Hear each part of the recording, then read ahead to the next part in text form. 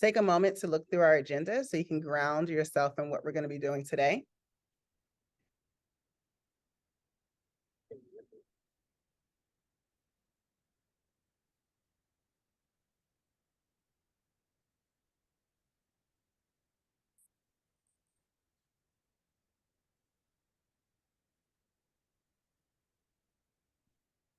Now, we've already started to get to know a little bit about who's in the room. So we know we have some representation from Delaware, from New York, and of course, DC.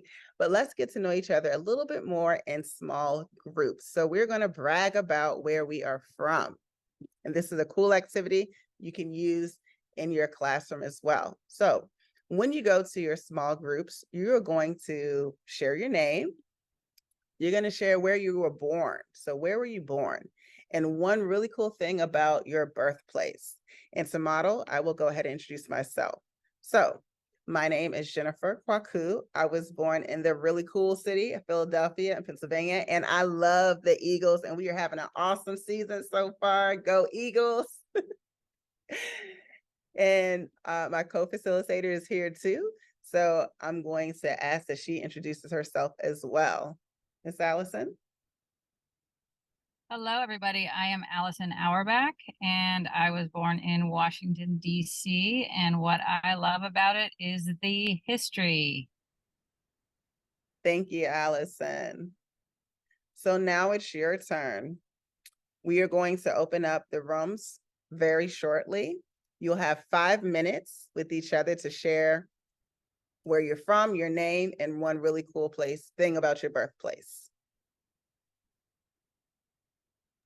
I'm ready whenever you are, Miss Jen. All right, we are all ready to go. Thank you so much. I'll see you guys in 5 minutes.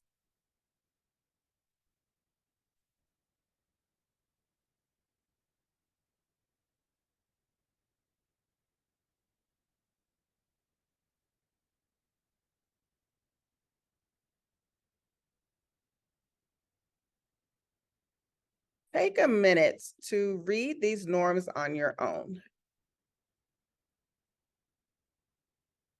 I want you to select one norm to really lean into today, a norm that you think will help ground your time with us today. You can jot it down and just keep it in your mind.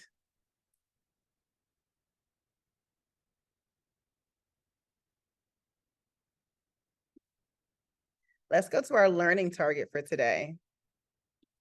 And a learning target, if you're not familiar with that term, is very similar to an objective, right? Some districts like to use students will be able to, or scholars will be able to, very much the same thing. Learning target. Can I have one brave volunteer come off of mute and read the learning target for our session?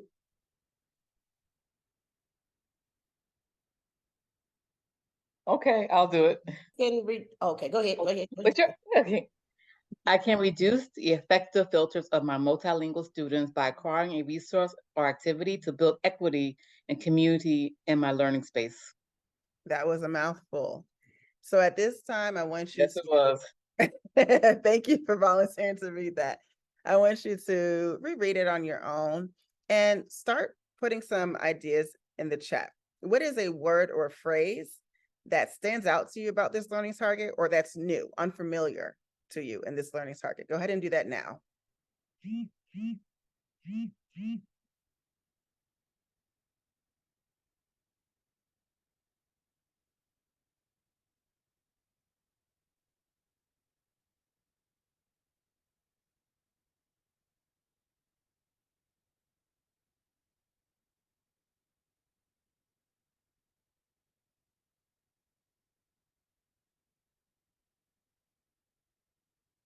So we're putting in words or phrases that are unfamiliar to us in the chat, or words or phrases that stand out to us regarding this learning target.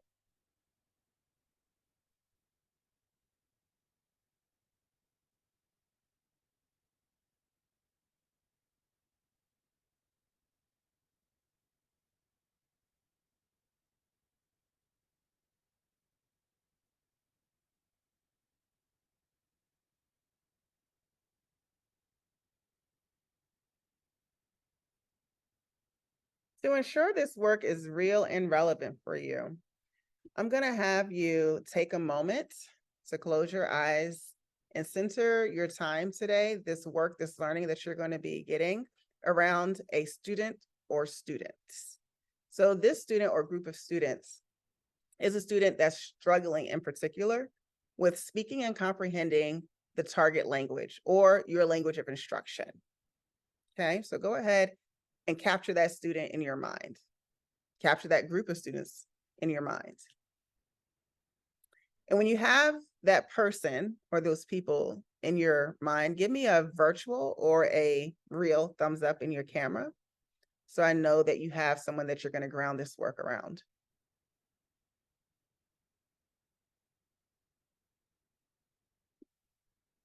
I see a couple of thumbs up. Thank you very much, Manuela. Thank you, Mariella. Thank you, Miss Dooney. Thank you, Miss Eveline, Miss Margaret. And so I want you to keep this student in mind as we go through this workshop. We're going to now dive deeper into equity and equality. To do that, we're going to take a pre-assessment, and I'm using the platform called Class Clicker. This is a really cool platform because one, it's free, and as educators, we love free stuff, right? But you can use this Class Clicker as a really quick and simple form of formative assessment. So you can see where your students are on a particular topic or unit. And this will help, this information from this type of platform like Class Clicker can help guide the way you teach a lesson or you unpack a unit or something like that. So we're going to use that now. And again, you can use this in your class as well. So go ahead and take out your phone, or you can also type the link below the barcode into another tab other than your Zoom tab. So you can scan the barcode with your phone or type the link into another tab. And Allison's going to go ahead and drop that link into the chat as well. And I want you to answer this question. What is the relationship between equity and equality? What is the relationship between equity and equality? Is it A, equity and equality are interchangeable terms?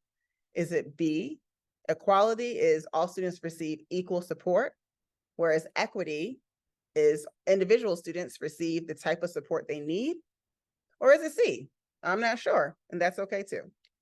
So go ahead and answer that question using the Class Clicker link or the barcode.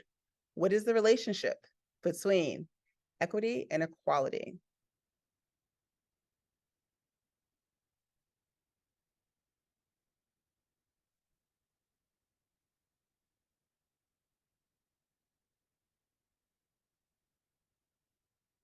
I'm going to stop sharing for a moment so I can go to the platform so we can actually see how we're answering.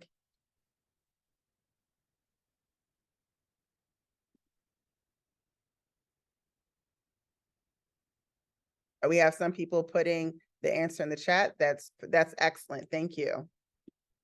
We have some A's. What do we have, Allison, in the chat happening?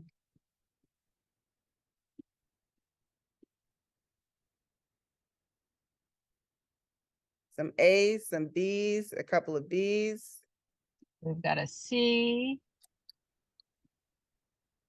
A, C, B, B, B.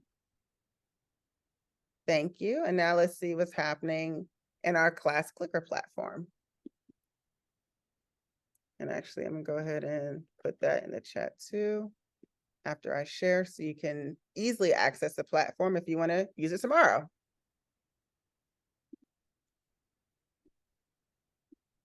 So here we go. Our pre-assessment, our formative assessment, tells us that 25% of our Class Clickers selected A. They're interchangeable terms. And the majority of our Class Clickers selected B. Okay. Equality is one thing and equity is another thing. And then, of course, we have responses in the chat as well. Here is the website to the platform in the chat, just in case you wanted to capture that so you can use it this week or next week with your class. And so we're going to go ahead and unpack equity a little bit more to see if your thinking around equity and equality changes a bit. Thank you all for your engagement and for participating.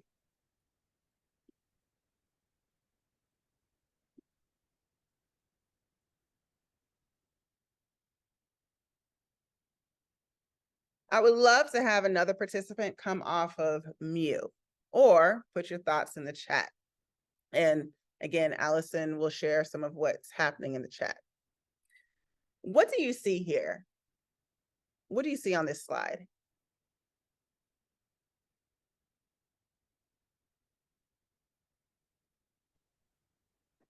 Different kinds of plants. Different kinds of plants. Thank you very much. And I can't see who's speaking, so forgive me if I don't use your name, but thank you very much.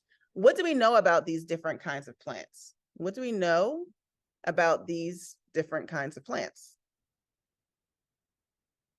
That they all have the same needs or familiar needs. They all have the same needs. They have similar needs, familiar needs. Excellent. Anybody else want to build on that?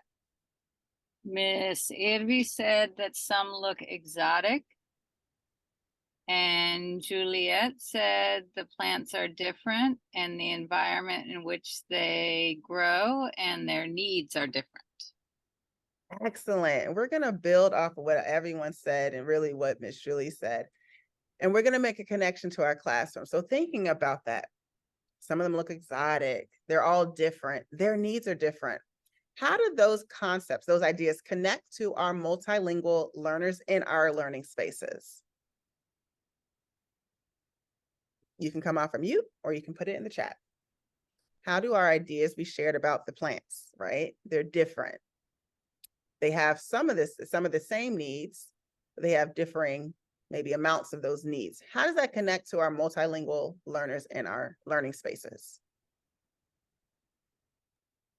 I think it connects to our learning space because we are in a bilingual school. We are with bilingual families. We are with bilingual students. Every student comes with that language expertise, not necessarily expert in the second language. And they are in our space to expand that second language, right? Using their root language. Somebody who shines like this, the first flowers here might be shining in one way and have other needs in other part, right? I think as bilingual educators, it's important for us to see both sides of our students, and their needs might be different, but they are one whole person. Well said. I couldn't have said it better myself. Thank you so much. So just like these plants, right? You have a tulip, you have a cactus, and you have a fern. They all, like one of the participants said earlier, they all have the same needs per se, right? In general, they need water and they need a little bit of sunshine to survive. But they need them in different ways, just like the last participant stated. They have some differences. So a fern thrives off of a more moist environment. It needs a little bit more water, or maybe a lot more water, than a cactus needs, that thrives in a very arid and dry environment, right? So just like the plants, these very different plants that are all beautiful, all bring us something of value in their own way, our multilingual learners are the same.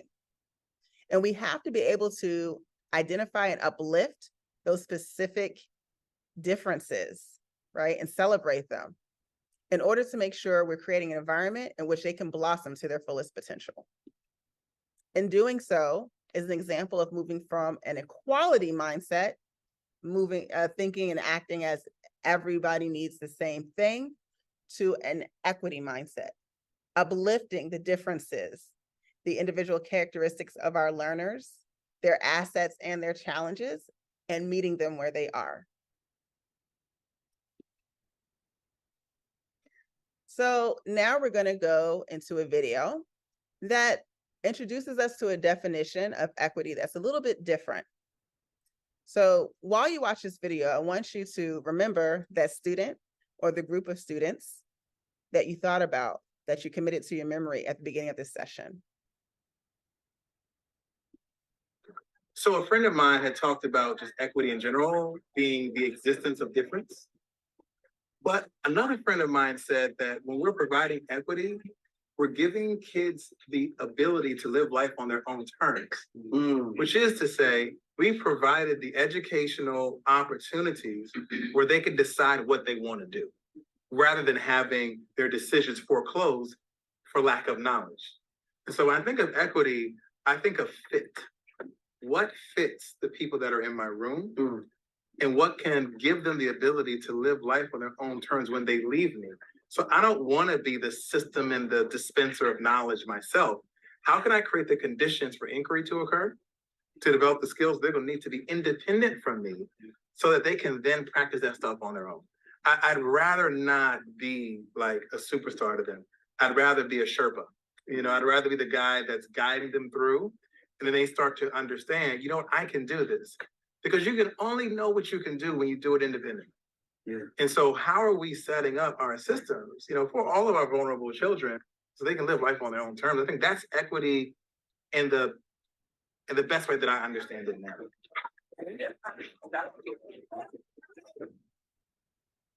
And I'm going to stop sharing for a moment as we go into a quick reflection activity. All right. So again, recall those students or that student that you brought to your mind at the beginning of this session. And I want you to think of at least one asset that student or those group of students bring to either your learning space or to themselves as learners. And put that in the chat. So think of that student, think of at least one asset the student brings to the learning environment and put it in the chat.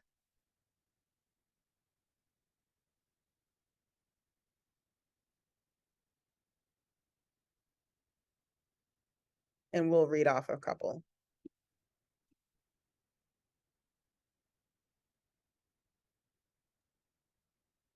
Bilingualism, culture, Love of family, diversity, the knowledge of multiple cultures, culture is definitely a theme we're seeing.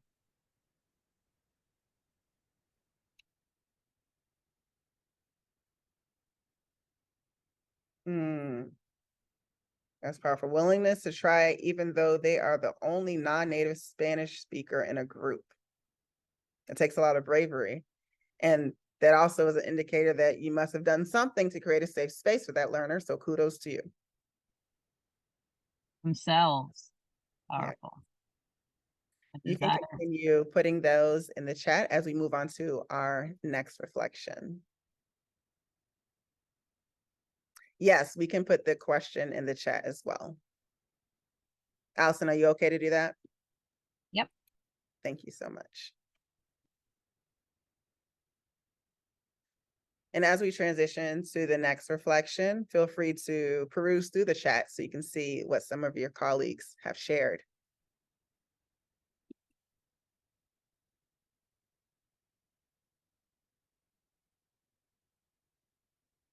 Showing appreciation for their culture and others. I really appreciate these really rich and specific shares.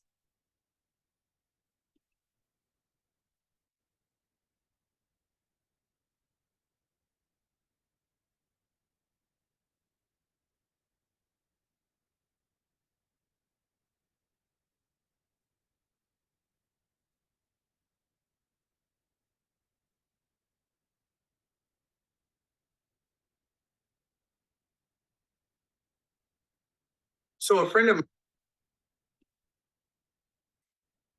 The type of reflection you just did on your own, taking a moment to think about the assets your language learners bring to the classroom, is an example of the work culturally responsive educators who are rooted in equity work do on a daily basis to ensure they are finding the right fits, right, as the video referenced, finding the right fit for their students. So excellent job to you all. You are well on your way to improving your practice as a culturally responsive educator for your multilingual student. And so for this next reflection, we're going to go back into our small groups. But before you do, we're going to have a minute of think time independently in this whole group setting. So the first two activities we engaged in, the activity reflecting on the different plants and how they relate to our diverse learners in our classroom, and then watching and reflecting on the video on equity. Those activities may have altered or shifted your understanding of equity. So I want you to think about any shifts or alterations you have, okay? How is your understanding of equity altered after engaging with those activities? And to help you think of what you're going to share, we have a sentence frame that you can use. Again, this is a strategy that you can use with your language learners as well, providing sentence frames. Before I thought, now I think. Remember, this is all around equity. How has your understanding of equity shifted after engaging in the first two activities? Have a moment of think time before we open up the breakout rooms again.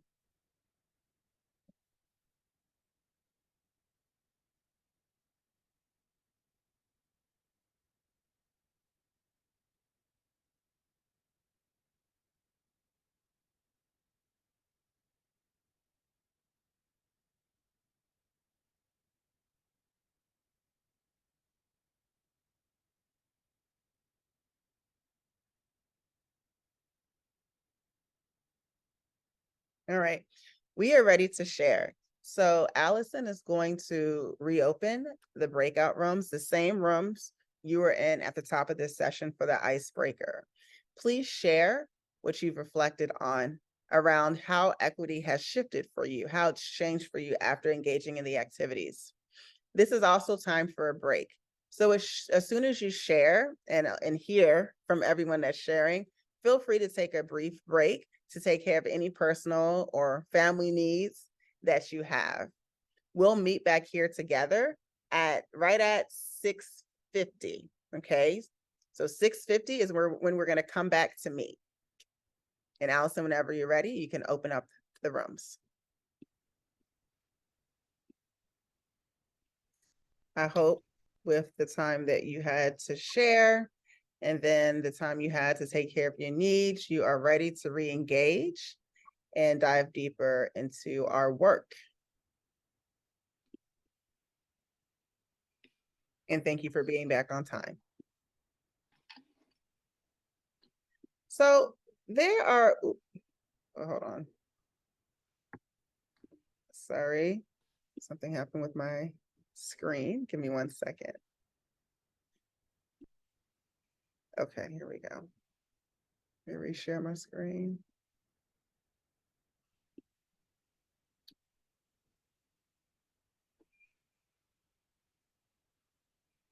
There we go.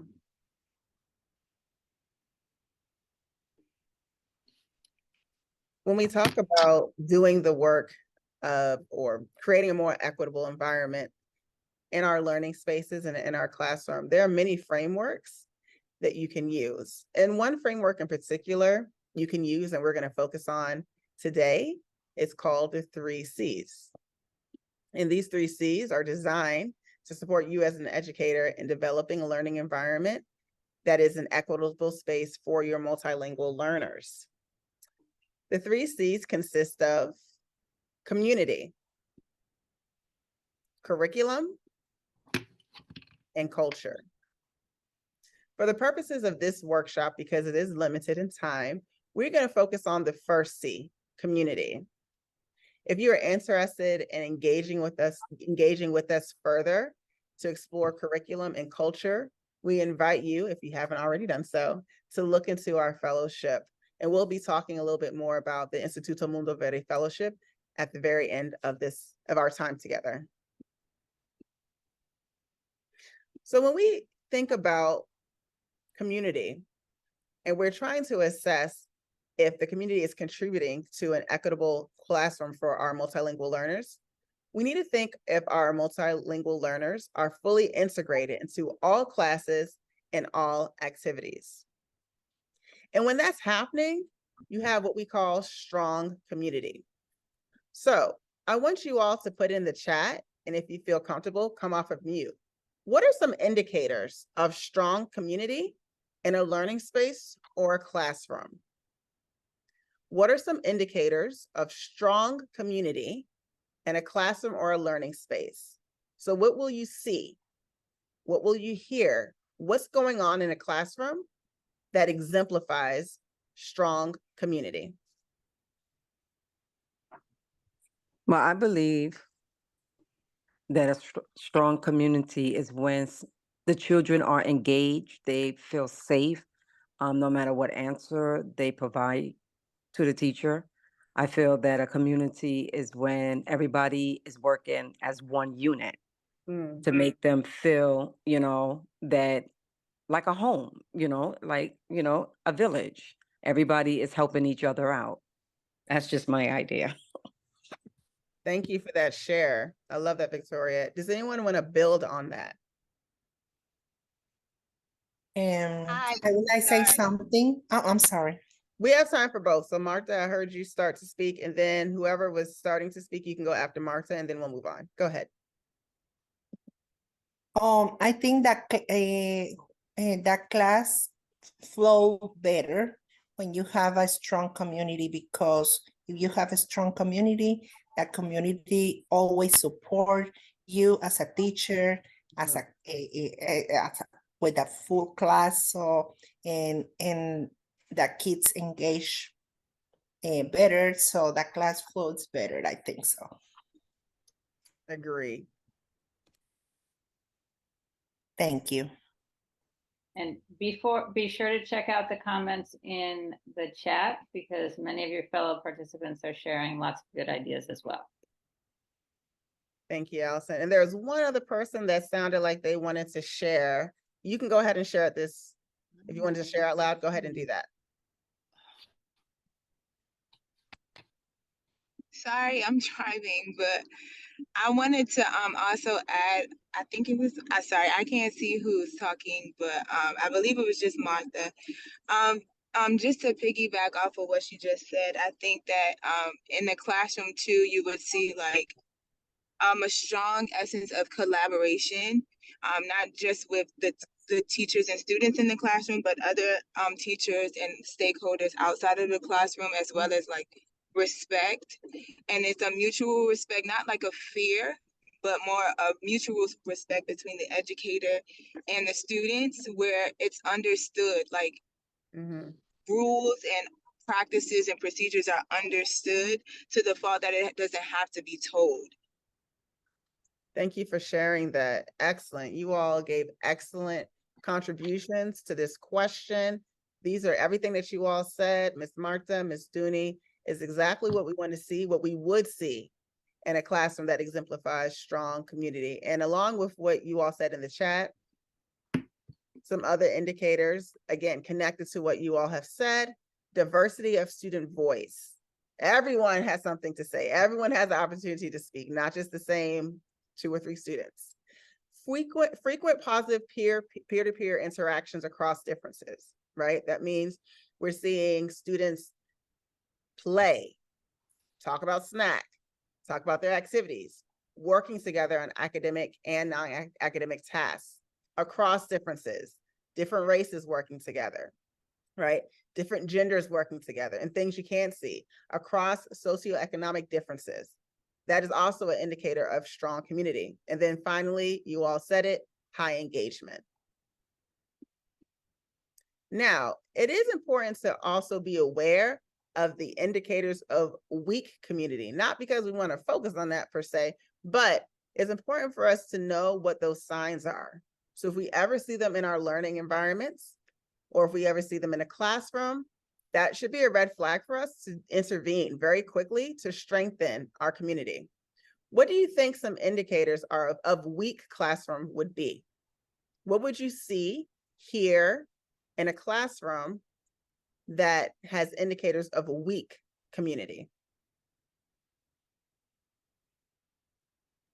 Well, I believe that you will have more of the teacher lecture than the students' engagement. You will find students that's just looking around and not participating, or their heads down, or things like that. But one of the paramount that I would notice is that, why is the teacher doing all the talking? And you know, Excellent. So that engagement piece again, low engagement. Excellent. Anybody else want to build on what Ms. Victoria has just shared?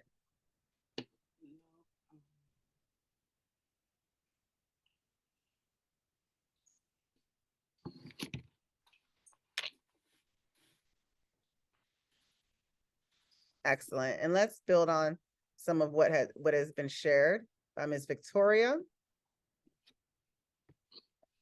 Discomfort with sharing. So either that could be because of exactly what Ms. Victoria is saying. Maybe the teacher is hogging the mic, as we say sometimes, right? Maybe there hasn't been a comfortable, safe space for students to feel like they can take a risk and speak up, especially if they're not proficient in the target language or the language of instruction, right? Isolation. Students aren't working together across differences. They're kind of wanting to be on their own frequently. Of course, all students, all of us have a need to have some alone time, but we're talking about on a routine basis, right? And then regular and unresolved conflicts. That's like opposite of what Ms. Dooney was sharing earlier. That respect actually isn't there. That would be another indicator of weak community. As I said before, if you see any of these start to creep up in your classroom or your learning space, you want to see it as a red flag and start to intervene to strengthen the community of your classroom. So why is this important for multilingual learners? Well, of course, it's important for all learners. The strength of our community is important for all learners, but this is of particular importance for our multilingual learners because we know the strength of our community is directly connected to how high or to how low our language learners' affective filters are, right? So thinking about that term that we first brought up in our learning target, okay? The strength of our community, whether it's a strong or weak community, is directly impacted or directly impacts how high or low a language learner's affective filter is. So you may ask, what is an affective filter? Take a moment to read this definition on your own. When you're ready, I want you to start to type a word or a phrase that stands out to you about this definition.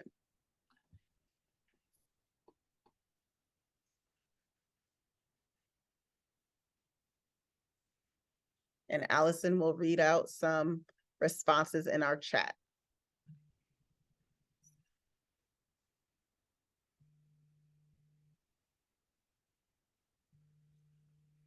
Affect, hinder, obstruct, motivation, learning anxiety,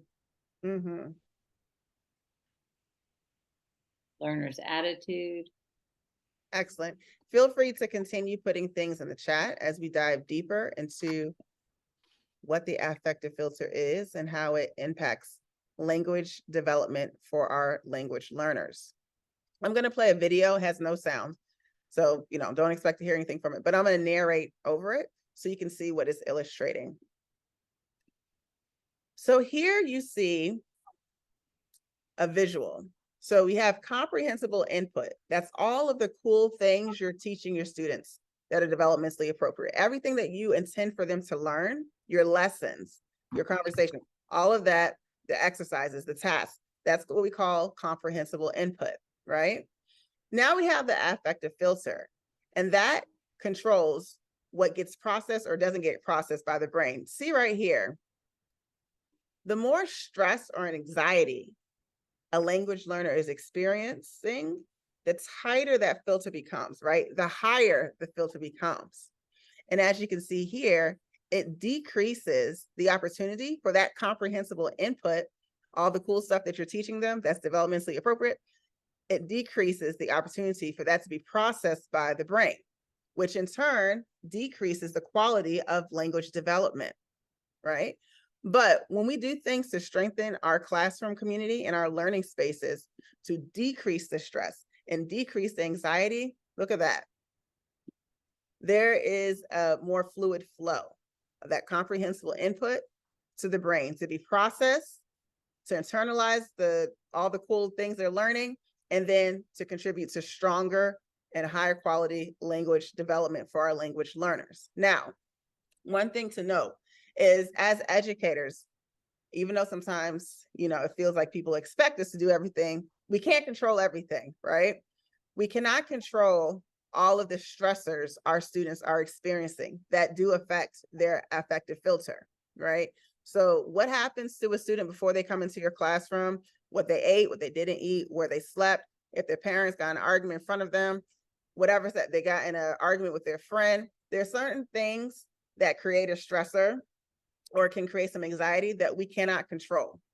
But our job is to identify those things we can control. For example, class community, right? So we can do our work of lowering the affective filter, which in turn strengthens language acquisition or development for our students.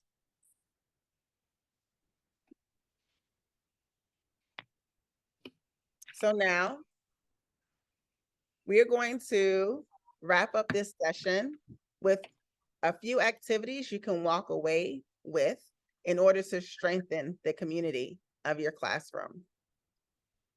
And these activities, and a lot of this content actually of this workshop, comes from this book here. I know I have, I'm sorry, like a background filter, so I'm trying to study it so you guys can see. I'm sorry. Culturally Responsive Teaching for Multilingual Learners, Tools for Equity. All right. And Miss Allison's going to go ahead and put the link for this book in the chat. So if you're interested in more activities that you can use and quickly turn around to support language acquisitions that are based and rooted in equity and culturally responsive teaching, this is the book that you want to get. This also supports you in doing personal work to work on your mindset so you're able to do the work with your students. And that's really important too. And that's why I love this book. It's so practical, not just for the students, but also for you as educators to support your mindset and root it more, even more in equity and being culturally responsive as an educator. So these activities are adopted. I'll say they're adopted from that book, but they include activities that support developing empathy. If you feel like your classroom, the culture of your classroom can be improved with more empathy work, making connections across differences. Remember, that was an indicator of strong class community. Cultivating diverse student voice and connecting to students on an individual level. Okay, so we're going to go through these activities using a choose your own adventure protocol. So you're going to think about the conditions or the current state of your classroom. Which activity do you think will strengthen your class community more? And it's different for everyone's classroom or everyone's learning space. Select one. Allison's going to drop the link to a document in our chat, and you'll find you'll get access to all of these activities, but you're just going to focus on the one activity that you chose, and you're going to become an expert on it. So you're going to take 5 minutes to independently read about and process the activity that you selected. After the 5 minutes, we're going to all come back together, and we'll have one person from each activity share and teach everyone else about the activity. All right, so that way, even if you didn't select activity 2, you can still hear about it and see if that's something you want to try with your class. If you finish your activity, reading about your activity, in less than 5 minutes, feel free to, look at another activity. No problem. You guys have that document, that resource to take with you. All right. But make sure you become an expert on at least one of these activities, and think about if you want to go ahead and present for that activity too. So now I'm going to stop sharing. And Miss Allison has dropped both the book that I was sharing with you all in the chat and the activity. So that last Google Doc is what you want to access to get your activity. Go ahead and read up on your activity, and we'll see you here in 5 minutes. We'll share as a whole group in 5 minutes.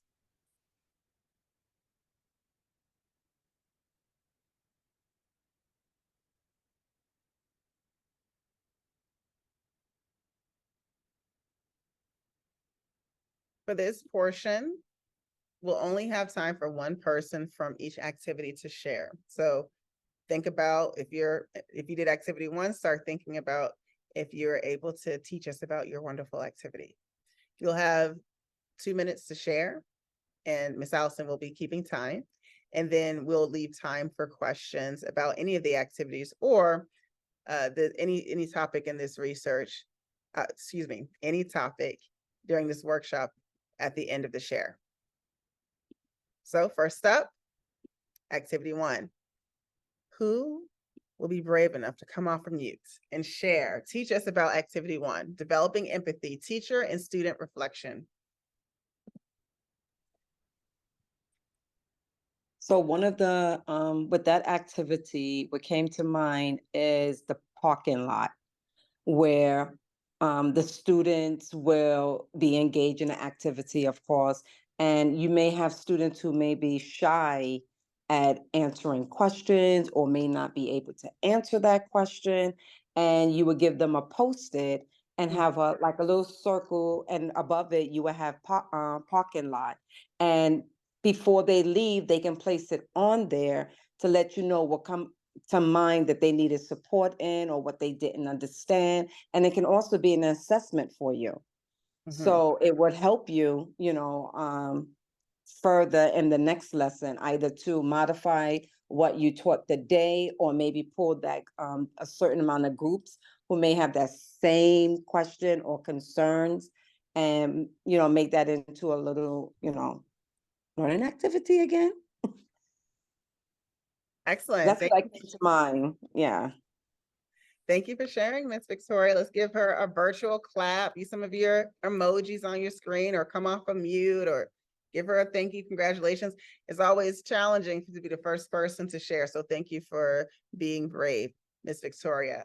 Let's go on to activity 2. Making connections across differences, the people Venn diagram. Please, somebody come off of mute and teach us about your activity.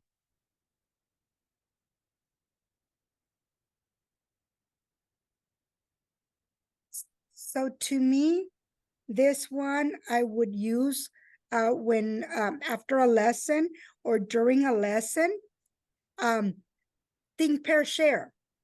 And in this one, they were doing, well, the model shows a Venn diagram, and I would probably have 2 students talk about, what they learned in the lesson I just taught.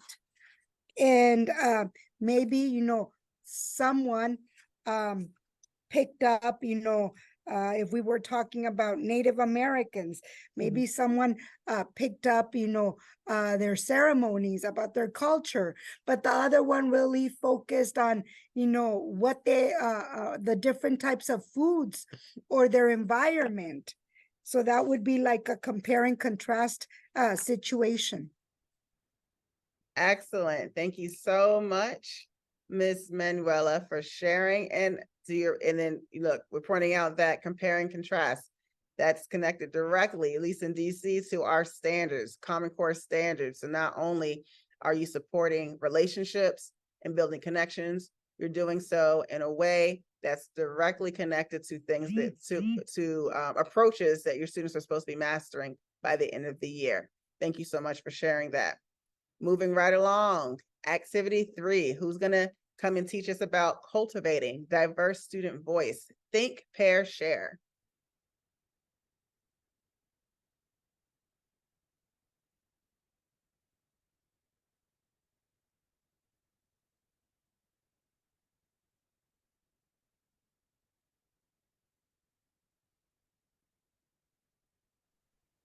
I can share even though I had planned for activity 4. Is there anyone planned for activity 3 would like to go? If not, I can go. Me too. I have activity 3, but I didn't want to go again. It's Victoria. Okay. Thank you. Go ahead, Sesmita, go ahead. Sure. So I have my student in mind, the one from the very beginning, who is not interested in anything in any of my activities. She's also a bilingual student. So to use this think, pair, share strategy, I am thinking more about working on a all about me sheet. And in order to do that, I am going to use back-to-back, face-to-face protocol. So in back-to-back, you think about what you're going to write. You're going to stay in back-to-back with a partner, and then you're going to think about what you're going to write all about me in all about me sheets. I'm going to take 1 or 2 minutes to think about it, and then you're going to pair with your partner, write it down, and then in face-to-face, we're going to share. So when it is only 2-person back-to-back face-to-face, there is more room for another person to share. I'm thinking more about this might give my diverse learner more opportunity to open up and start sharing about herself. Excellent. And then learning from the people that she's paired with. Excellent, excellent. And with this protocol, Ms. Esmita, as she exemplifies, you can use it for a non-academic task, and you can easily use it for an academic task as well. Excellent. Thank you so much for that learning. And then finally, activity 4, connecting on an individual level, knowing my students. What was this one about?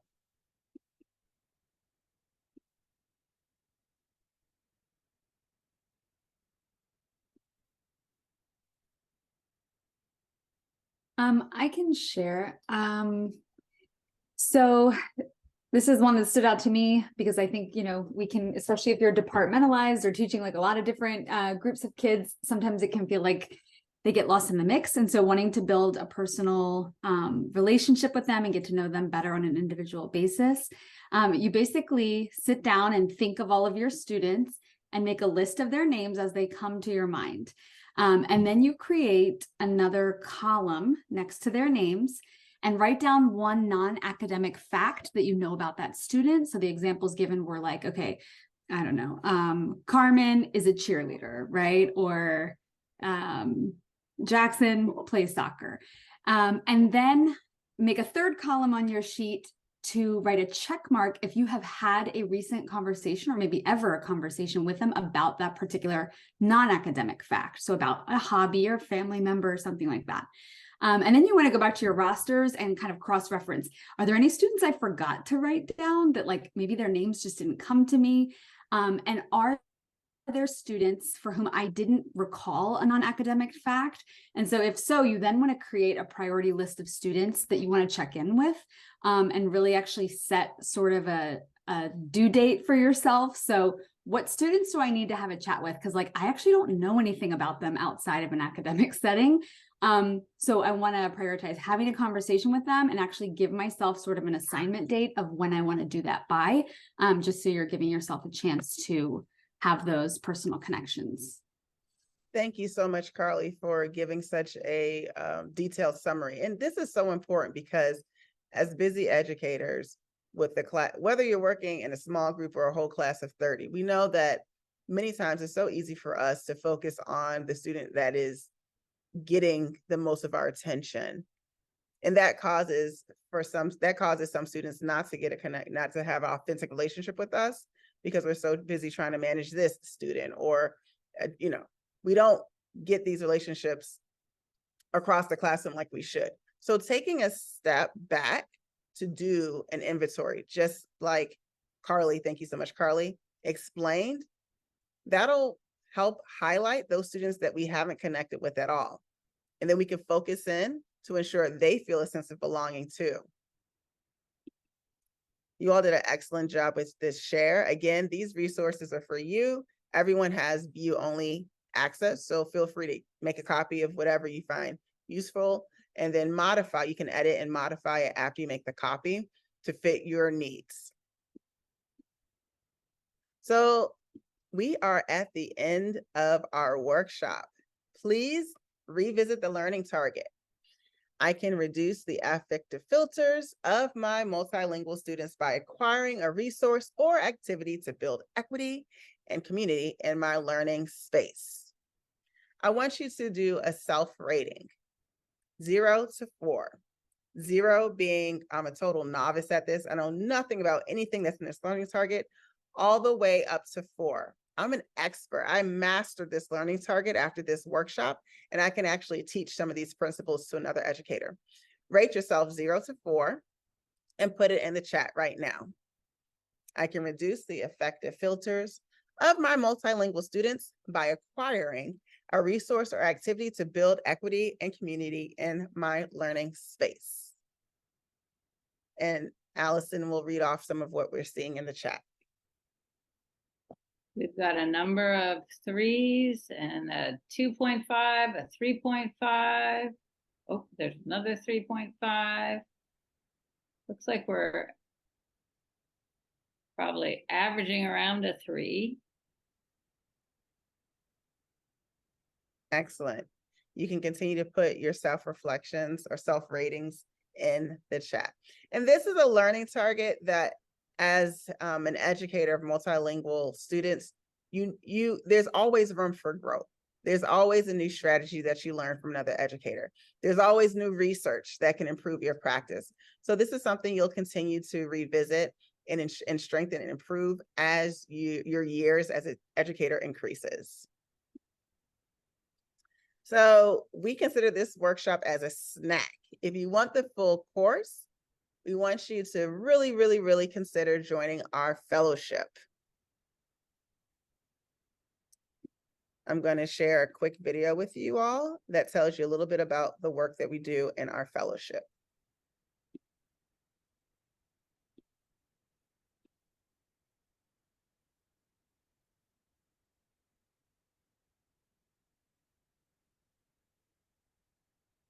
Bilingual teachers are often frustrated by the lack of training tailored for them, and we get it.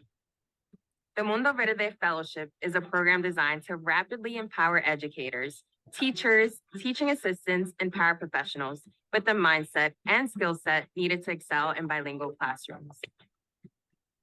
The fellowship is a program designed around 4 modules: inquiry-based learning, language acquisition best practices, differentiation, and the intersection of special education and dual language instruction.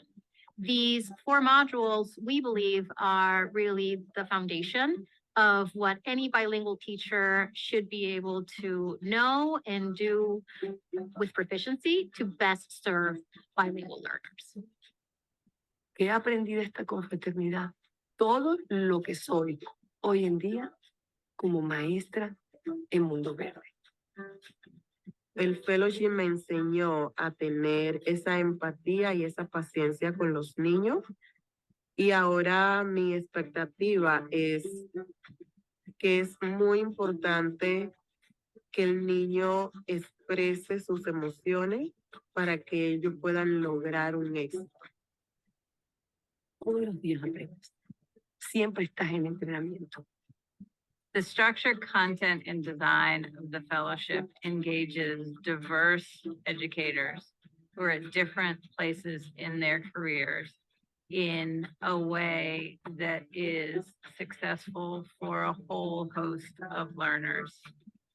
Instituto has been instrumental in ensuring retention of teachers. Teachers feel that they are learning a great deal, that learning is immediately impactful in their classrooms, and they're enjoying the experience. Instituto Mundo Verde is here to support bilingual educators on their journey.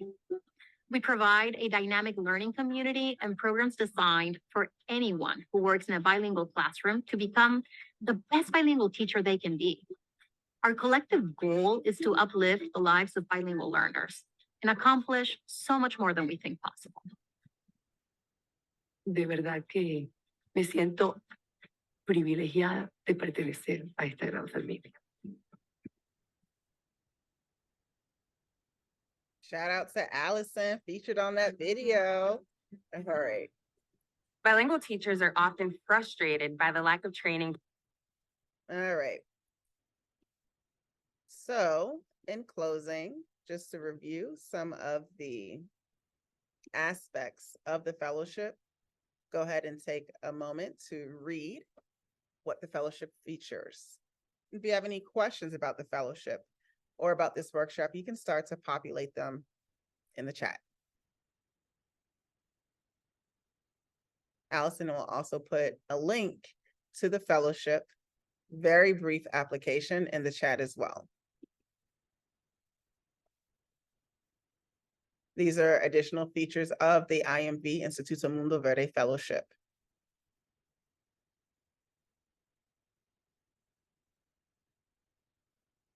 And I can't see Allison, so if there are any questions that pop up in the chat, please feel free to shout them out.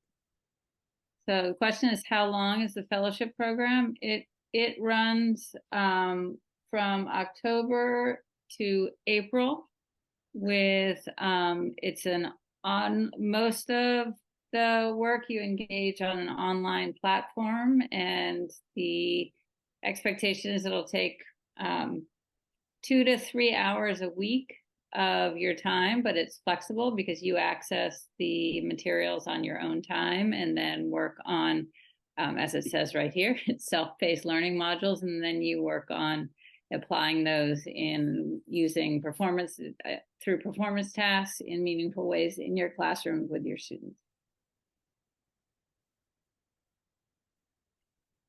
Thank you so much for joining us. We are at time and I want to honor your time. We'll stay on for 5 more minutes for anyone that has any lingering questions or wants to chat with us personally. But thank you so much for joining us. Allison is dropping a link to our survey.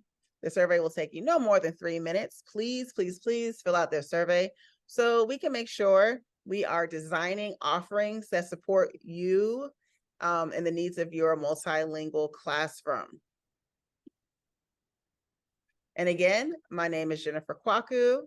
I am a coach and facilitator for Instituto Mundo Verde. Allison joins us here as a consultant and co-facilitator, and we thank you for your time. Have a wonderful evening, and we hope to see you either in an interview for the fellowship or in the fellowship itself. Thank you all, and have a good evening.